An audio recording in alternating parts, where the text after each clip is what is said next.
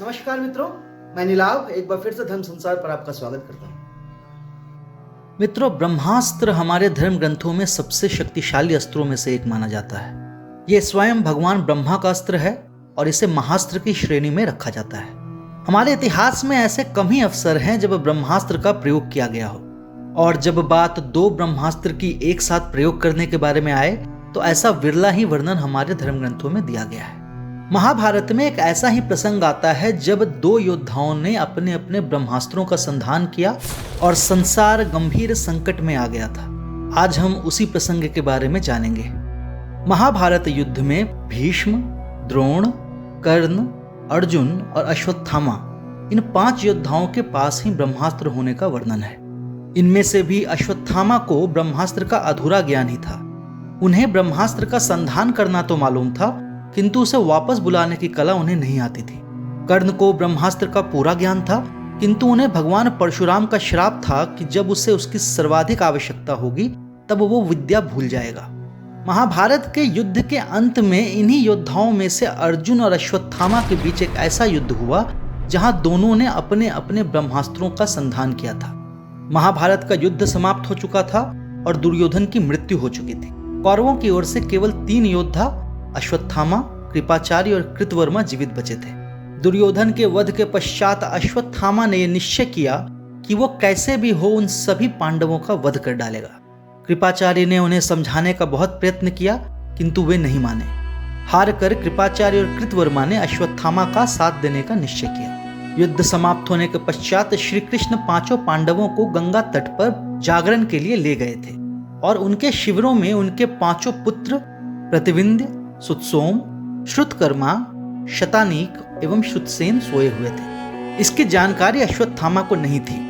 उन्हें यह लगता था कि अभी भी पांडव अपने शिविर में ही सोए हुए हैं। अश्वत्थामा ने पांडवों के भ्रम में आकर उन 5 उप पांडवों का वध कर डाला और प्रसन्नतापूर्वक लौट गए। उनके साथ साथ उन तीनों ने वहां पर विश्राम कर रहे सारे योद्धाओं का वध कर डाला, जिनमें शिखंडी और धृष्टद्युम्न भी थे। जब पांडव और द्रौपदी वापस आए तो अपने पुत्रों को मरा हुआ देखकर द्रौपदी विलाप करने लगी। उनके क्रोध का कोई ठिकाना ना रहा। अपने पुत्रों का प्रतिशोध लेने के लिए पांडव अश्वत्थामा को खोजते हुए महर्षि व्यास के आश्रम में पहुंचे। वहां पहुंचकर भीम ने उसे युद्ध के लिए ललकारा और अंततः उन्हें परास्त किया। जब अश्वत्थामा ने पांडवों को जीवित देखा तो उन्होंने उनके विनाश के लिए महान ब्रह्मास्त्र का संधान किया। ब्रह्मास्त्र तो अचूक था और उसका निराकरण किसी दूसरे ब्रह्मास्त्र द्वारा ही संभव था। पांडवों में केवल अर्जुन के पास ब्रह्मास्त्र का ज्ञान था। जब श्री कृष्ण ने देखा कि अश्वत्थामा का ब्रह्मास्त्र पांडवों का नाश कर देगा, तब विवश होकर उन्होंने अर्जुन को अपना ब्रह्मास्त्र उसके प्रतिकार में चलाने के लिए कहा। तब अर्जुन ने भी अश्वत्थामा के ब्रह्मास्त्र के विरुद्ध अपने ब्रह्मास्त्र का संधान किया।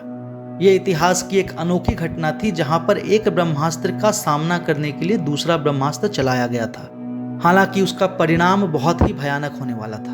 हमारे पुराणों में यह लिखा गया है कि जहां पर 2 ब्रह्मास्त्र टकराते हैं वहां 12 वर्षों तक भयानक दुर्भिक्ष पड़ता है। 12 वर्षों तक वहां वर्षा नहीं होती और अन्न तो क्या, वहां पर कोई पत्ता भी नहीं उगता। जब महर्षि व्यास ने यह देखा कि 2 ब्रह्मास्त्र आपस में टकराने ही वाले हैं जिससे सृष्टि का नाश हो सकता था, तब उन्होंने देवर्षि नारद की सहायता से उन दोनों ब्रह्मास्त्रों को रोका। उन्होंने अर्जुन और अश्वत्थामा को यह समझाया कि इस प्रकार 2 ब्रह्मास्त्रों के टकराने से पृथ्वी का नाश हो सकता है, अतः वे दोनों अपने अपने ब्रह्मास्त्र वापस ले लें। उनकी आज्ञा मानकर अर्जुन ने तो अपने ब्रह्मास्त्र को वापस ले लिया, किंतु चूंकि अश्वत्थामा को ब्रह्मास्त्र लौटाने का ज्ञान नहीं था, अतः वो ऐसा नहीं कर सके। ब्रह्मास्त्र का एक और गुण भी होता है कि यह जितना मारक होता है उसके प्रभाव को उतना सीमित भी किया जा सकता है। जब महर्षि वेदव्यास को यह पता चला कि अश्वत्थामा को ब्रह्मास्त्र लौटाने का ज्ञान नहीं है, तब उन्होंने उनसे कहा कि वे अपने ब्रह्मास्त्र का प्रभाव सीमित कर दें। किंतु प्रतिशोध की अग्नि में जलते हुए अश्वत्थामा ने ऐसा नहीं किया। उन्होंने ब्रह्मास्त्र की दिशा बदलकर उसे अभिमन्यु की पत्नी उत्तरा के गर्भ पर गिरा दिया। इससे उत्तरा का गर्भ नष्ट हो गया और उनके गर्भ से एक मृत शिशु का जन्म हुआ। इस प्रकार अश्वत्थामा ने कौरवों के कुल की भांति पांडवों के कुल का भी सर्वनाश कर दिया। पांडवों के सारे पुत्र मारे जा चुके थे और केवल उत्तरा के गर्भ में उनका वंश पल रहा था, जिसे अश्वत्थामा ने नष्ट कर दिया था।